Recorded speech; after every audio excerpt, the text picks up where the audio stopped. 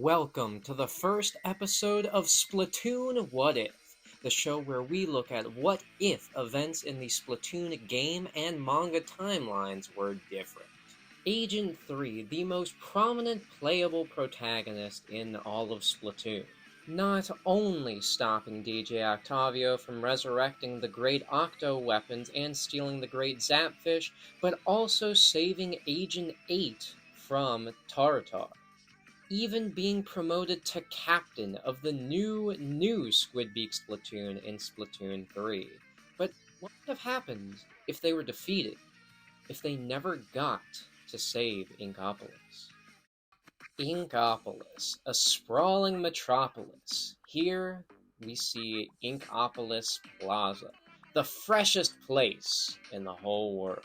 A female Inkling stands on the streets, wondering what she's going to do today. On the monitor overlooking the plaza appears the Squid Sisters logo as it is Inkopolis news time. Hold on to your tentacles. It's Inkopolis news time. We have breaking news. Inkopolis' great Zapfish has vanished? Wait, seriously? I wonder if it has anything to do with that UFO crash. Sounds likely to me. The great Zapfish is what provided Inkopolis with all of its power. Without it, within a matter of days, all of the electricity in Inkopolis would be gone. Despite this, newscasters Callie and Marie just continued on with the news as normal, like it wasn't a big deal. The Inkling then spots a weird-looking old man sticking up out of a manhole. He has bugged-out eyes and a very long beard. As she approaches him, he immediately dives into the manhole. So, she decides to give chase and follows after it. I've seen it! I've seen it with my own eyes! It was those Octarians! They stole the Zapfish! The Inkling looked shocked at the old man yelling at her and took one step back. Your eyes. That's the look I like to see! My name is Captain Cuttlefish, and I'm the captain of the new Squidbeak Splatoon! Cuttlefish would then explain the relationship between the Inklings and the Octarians, and how the Octarians are most likely trying to get revenge after they lost during the Great Turf War. He then gave the Inkling a combat suit, as well as a weapon very reminiscent of a splattershot. Well, that fits you perfectly. Not bad for a hand-me-down. From now on, you'll be known as Agent 3. Cuttlefish would then guide Agent 3 throughout the area known as Octo Valley, and get her used to using her new weapon, the Hero Shot. After fending off some Octarians and getting to a deep part of the valley, Agent 3 found a mini Zapfish. It was trapped in some sort of bubble by the Octarians. It seems like they're trying to collect even more Zapfish. But for what? After defeating more Octarians and saving more Zapfish, the boss kettle, as Cuttlefish called it, opened up. After going inside, Agent 3 was met by some large cube, and descending from the sky was another Zapfish. As she was trying to approach, a tentacle came out from the cube, grabbing the Zapfish and taking it inside of the cube. The cube then stood up, revealing that it had a face and a pair of very small, skinny legs.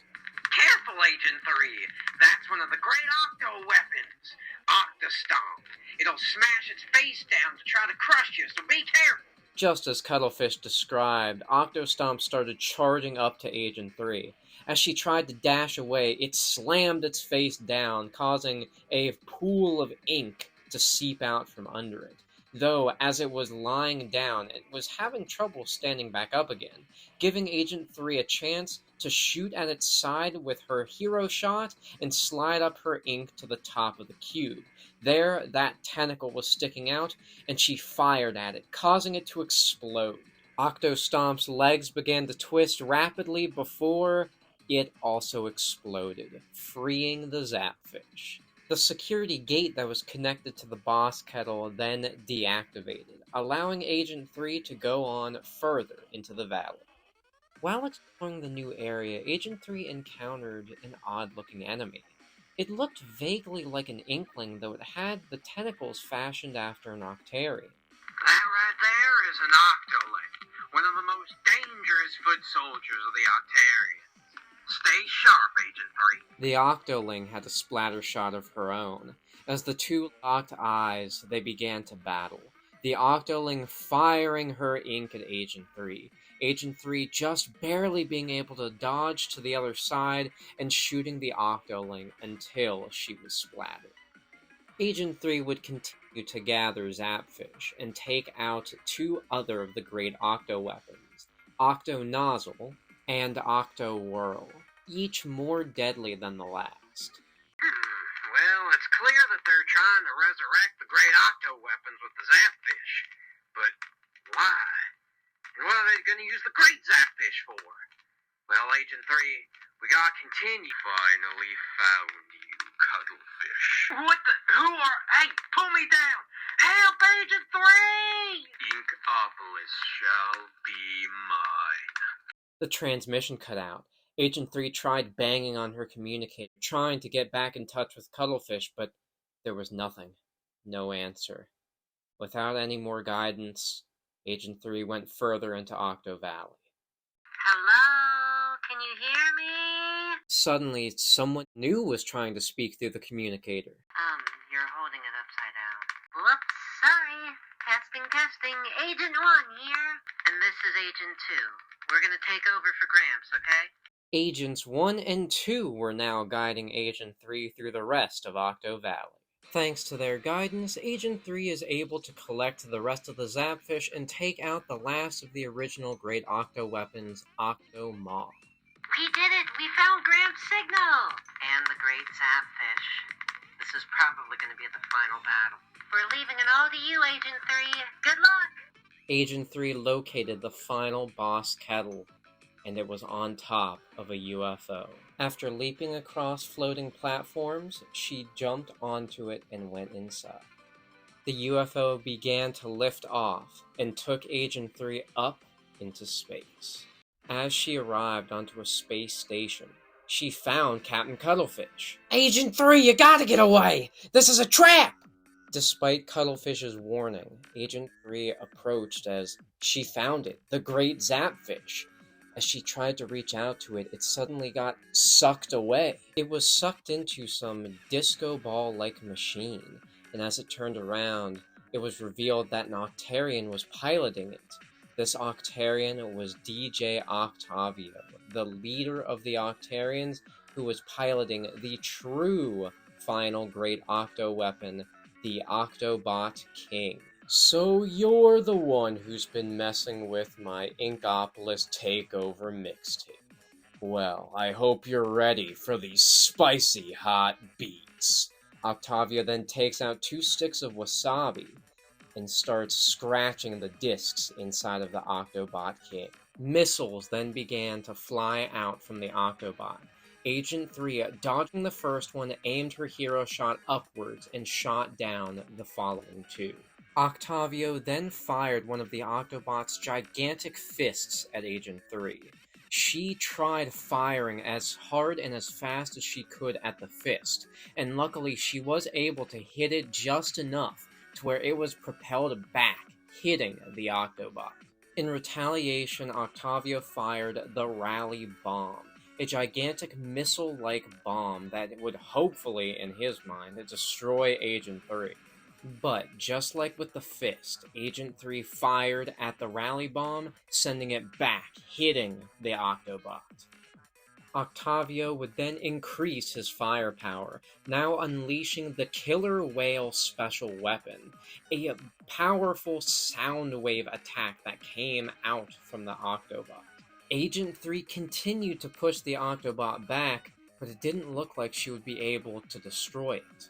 Suddenly, Octavio's music stopped. "Hey, where'd my beats go?" Transmission hijack complete. Keep going, Agent 3. We'll back you up. It was Agents 1 and 2, and it sounded like both of them started singing. Cuddlefish not only jumps but breaks out of his binds and then begins to dance. "It's the heavenly melody! Calamari incantation!" Agent 3 also felt more empowered. She could do this. She starts her final assault on the Octobot. However, Octavio had a perfect storm of missiles mixed with both of the Octobot's fists, and they all crush Agent 3. Agents 1 and 2 stopped their song, and Octavio regained control. That was the best you had. I have to say I'm quite disappointed, Cuttlefish. He then grabs Cuttlefish in one of the Octobot's arms, and the Octobot begins to fly out from the space station. Agents 1 and 2 stood on the outskirts of Inkopolis with their mouths agape. Did she just... Yeah, she lost. Agent 2 puts a hand on Agent 1's shoulder. Come on, we have to get going before. As she said this, they could see on the horizon an army of Octarians are approaching. Agent 1 nods. You're right. Let's go! The two leap into action, knowing that they cannot allow this army to reach Inkopolis. They begin to engage, Agent 1 using her splat roller to crush the oncoming Octarians. However, there were Octarians in the back that were about to snipe Agent 1. That is until Agent 2 used her splat charger to snipe them first. Despite the two agents being vastly outnumbered, they were quickly taking out the army. That is, until a large ball of ink explodes on both of them. As the two look up to see where the blast came from, it was from an Octoling, but this one looked different. Her tentacles were fashioned very differently, and she didn't have that face mask that all the others had, and her weapon was new as well. It looked almost like some sort of cannon, maybe a blaster or something? Agent 2 tries to take a well-aimed snipe shot at her, but the Octoling dodges with ease. Agent 1 tries to hit the Octoling with her splat roller, but while the Octoling does get brushed by some of the ink from the roller, she is still too agile for Agent 1 to accurately hit her. Agent 2 then breaks out her secret special weapon, the Ink Zuka. She fires a torrent of ink at the Octoling, hoping that that would be enough to take her out. And while the hit does land, she just barely holds on. Wait, Agent 2, look!